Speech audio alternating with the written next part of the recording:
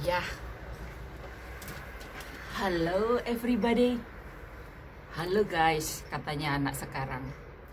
Welcome in my YouTube channel Ningwati yang sederhana tapi menarik untuk dilihat.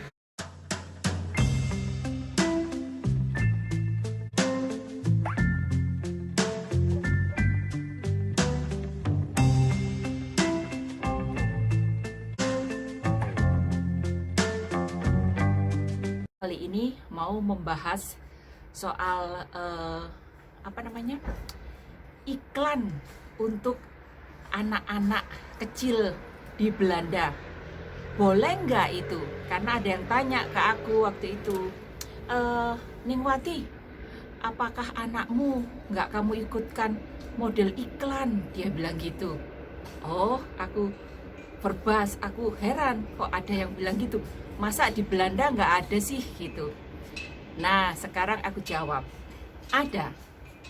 Di Belanda gitu-gitu itu ada. Cuman kita dibatasi oleh undang-undang, yaitu dilarang mempekerjakan anak-anak di bawah umur. Terutama yang misalnya masih bayi sampai umur 14 tahun kalau nggak salah waktu itu. Nah, itu nggak boleh dipekerjakan, apalagi untuk membantu perekonomian keluarganya misalnya. Di sini nggak boleh. Maka dari itu pemerintah itu memberikan subsidi bagi anak-anak yang umur 0 waktu lahir sampai umur 18, tiap 3 bulan sekali dikasih uang kinderbase lah namanya, uang untuk anak-anak, yaitu gunanya untuk mencukupi kebutuhan anak per 3 bulan. Walaupun jumlahnya kecil, tapi kalau orang tuanya kerja dua-dua, itu uang sungguh bermanfaat sekali. Nah, sekarang pada pembahasan ini aku mau menjelaskan kenapa seperti itu. Aku punya pengalaman ya, anakku sendiri waktu masih umur 1,5 tahun. Aku waktu itu pengen anakku ada kegiatan gitu loh, supaya kan dia itu sendiri, anak satu ya. Aku pengen dia itu bisa sosialisasi atau tidak takut-takutan, kan anakku dulu takut ini takut itu gitu ya. Jadi aku coba menghubungi biro iklan di sini. Nah, setelah ngomong-ngomong, dia bilang, aku mau kalian ngasih contoh foto-foto anakmu. Nah, akhirnya kita menghubungi seorang fotografer ya nggak terkenal sih, maksudnya yang punya nama di Belanda sini, untuk bisanya membuat foto dengan angel-angel yang dimana anakku bisa relax gitu ya. Akhirnya kita janjian sama fotografer tersebut. Aku masih ingat waktu itu di Amsterdam dan di hotel bintang 5. Ya, pada akhirnya kita semua bayar sendiri. Untuk foto itu kalau nggak salah habisnya 100 euro. 100 euro kalikan 17.000 lah. Waktu itu tahun berapa ya? 2006. Anakku lahir tahun 2004. Jadi 1,5 tahun 2006. Nah, itu ya bagus sekali foto-fotonya. Masih ada dan masih aku simpan. Seperti ini. Kalian bisa lihat. Salah satu ada 17 foto. Nah, seperti ini. Kalian bisa lihat fotonya di sini.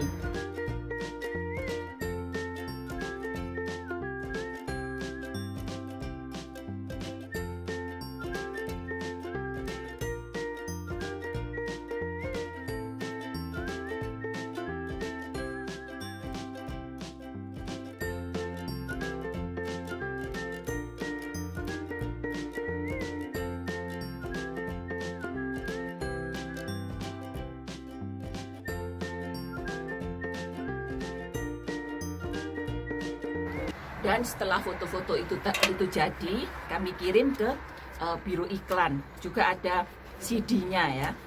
CD-nya seperti ini waktu itu. Masih tak simpan semua.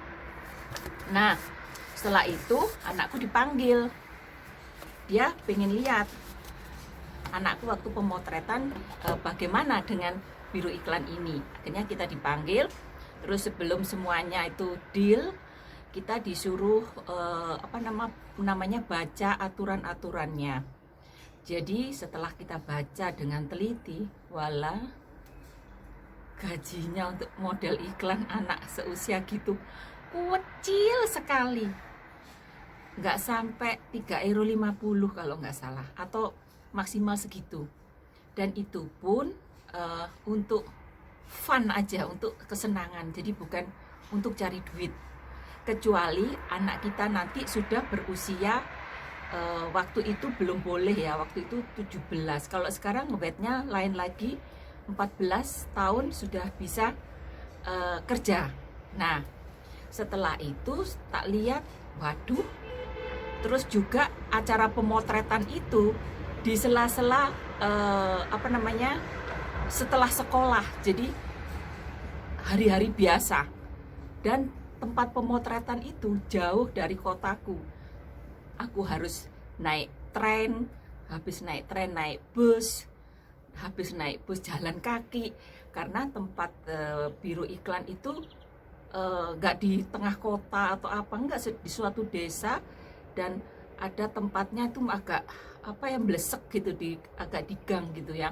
Tapi bagus, dia profesional, dia ada site-nya, dan dia bekerja sama dengan toko-toko yang untuk pakaian anak-anak. Aku lihat itu semua, dan itu resmi ya, aku lihat di websitenya, bagus sekali. Studionya juga bagus. Nah, setelah acara pemotretan itu, mereka bilang, gimana, kalian setuju? Aku bilang, gak ada yang weekend, karena weekend suamiku libur, jadi misalnya bisa nganter pemotretan. Wah, nggak bisa, kita weekend sendiri juga libur ya, gimana? Terus kalaupun itu overdah itu hari-hari biasa, dilakukan setelah jam sekolah anak. Jadi ya waktu itu anakku tak taruh di semacam tempat bermain ya, jadi sampai jam 12 gitu. Nah, setelah jam 12 itu baru bisa ada acara pemotretan, misalnya acaranya jam 3. Nah, itu aku dari rumah harus sudah prepare tuh 3 jam sebelumnya, bayangin, supaya nggak telat.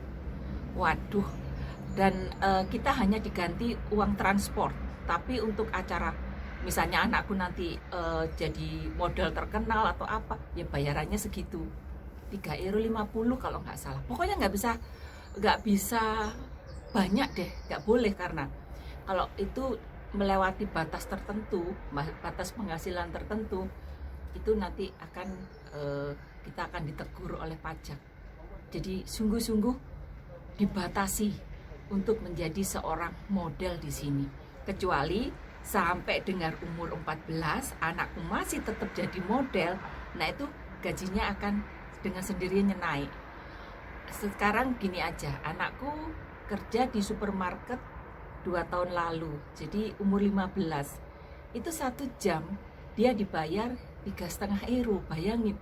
Lah ini kalau yang kecil itu memang minimal ya, minimum gaji segitu. Mungkin anakku juga sama, waktu masih bayi digaji segitu. Nah itu ngitungnya juga per jam, tapi kan nggak tiap hari anakku dipanggil untuk pemotretan atau apa. Nah, 1 kali pemotretan itu hanya mau disodorkan ke toko pakaian. Ini loh, aku punya model baru gini-gini. Nah, itu kalau deal baru dapat, kalau enggak ya oke, hilang. Nah, berdasarkan itu aku juga mikir, ya bukan masalah duit, tapi toh keluar duit, waktu juga jauh lagi, belum lagi nanti kalau salju apa. Aku bilang, udah deh, kita pending dulu, jangan dulu. Terus katanya suamiku, ya kita sudah bayar fotografer mahal loh, biar aja untuk untuk kenang-kenangan buat Brian, begitu. Jadi akhirnya kita batalkan, tapi pihak biro iklan juga mengerti, karena aku bisa setir mobil, tapi aku nggak punya SIM waktu itu, karena SIM-nya kan ambil di sini mahal ya. Jadi begitu, akhirnya kita stop ya. Setelah itu anakku umur berapa, 5 tahun, aku coba lagi ke sana, foto apa gitu ya anakku, aku mau lihat anakku mau enggak. Dan fotografernya juga bilang, biro iklannya, anak anaknya Mufro ini mau ndak. Begitu setelah foto sesinya selesai, Brian bilang apa? Nema, aku nggak mau ini bukan duniaku, katanya. Ya sudah, aku nggak bisa paksa toh, karena aku mau masukkan anakku ke situ supaya dia punya rasa percaya diri, bisa bergaul dengan berbagai bangsa, karena di situ kan model-modelnya bukan anak Belanda aja, anak dari mana-mana, rambut keriting, rambut hitam, rambut merah, semua ada, kulit warna apapun ada. Jadi itu yang tujuanku pertama. Tapi ya aku nggak bisa paksa. Kalau anaknya nggak mau, gimana? Jadi begitulah di sini untuk iklan anak-anak kecil itu nggak bisa dibuat untuk mencari uang. Walaupun mungkin ada orang tua yang bilang, oh nanti ini hasilnya akan ditabung untuk masa depan dia misalnya. Nggak bisa. Negara ini negara sosialis ya. Jadi anak-anak itu di bawah naungan negara. Semua itu diurus oleh negara. Makanya waktu anak itu lahir procot sampai umur 18 tahun dikasih uang sama pemerintah Belanda. Gunanya untuk itu tadi, mencukupi kebutuhan anak-anak, walaupun itu tidak berlebihan atau cukup semua. Orang tua toh harus mengeluarkan uang, tapi itulah itulah undang-undang di sini. Anak-anak nggak boleh dipekerjakan, apalagi untuk mencari nafkah, membantu orang tuanya, itu nggak boleh, dilarang sekali. Jadi anak di sini memang lahir supaya anak itu happy, seneng, menjalani kehidupannya itu senormal mungkin seperti anak-anak yang lainnya. Jadi pemerintah yang memberikan mereka bantuan. Jadi begitulah kenapa di sini jarang sekali anak-anak yang di bidang model itu booming gitu ya.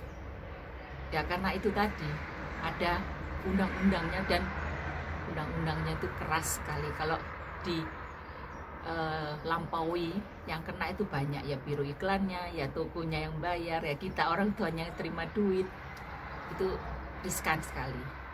Nah itulah kenapa anak-anak di sini jarang sekali yang jadi model. Kalaupun jadi model itu misalnya udah selesai SMA. Ada yang SMA sudah jadi model, ada teman-temannya anakku banyak yang wanita-wanita jadi model.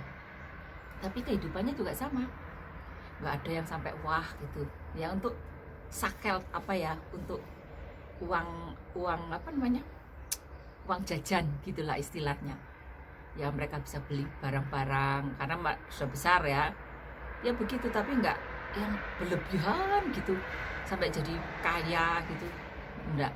Kalau mau jadi itu jenjangnya ada lagi, dan itu proses semua.